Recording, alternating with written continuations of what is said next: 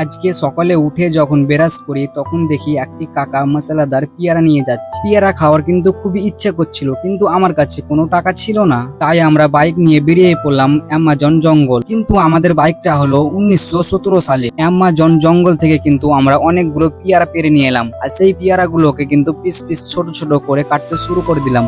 ততক্ষণ তোমরাও like comment subscribe এটা অবশ্যই করে দাও। কিন্তু আমাদের কাছে মরিচ গুঁড়ো একদম কম আছে, তার জন্য আমি ঘরে এসে মরিচ গুঁড়ো করতে লাগলাম। কেননা ঘরে এসে দেখি কারেন্ট চলে গেছে আর মিক্সিতেও মরিচ গুঁড়ো করা হবে না, তাই আমাকে শিলপাটা দিয়ে মরিচ গুঁড়ো করতে হবে। তারপরে তো আমার মরিচ গুঁড়ো করা হয়ে গেল।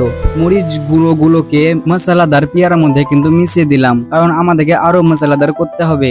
হালকা পরিমাপে লবণ ছিটিয়ে দিলাম আর একটু সরষের তেল দিয়ে দিলাম। তারপরে চাকুটা নিয়ে পেয়ারা গুলোকে একদম মাখাতে শুরু করে দিলাম। তো আমরা যতক্ষণ পেয়ারা মাখাচ্ছি তোমরা অবশ্যই লাইক কমেন্ট সাবস্ক্রাইবটা অবশ্যই করে দাও। আর এই মশলাদার পেয়ারা কাদের কাদের প্রিয় অবশ্যই কমেন্টে জানাবে। তো আমাদের মশলাদার পেয়ারা একদম কমপ্লিট হয়ে গেল।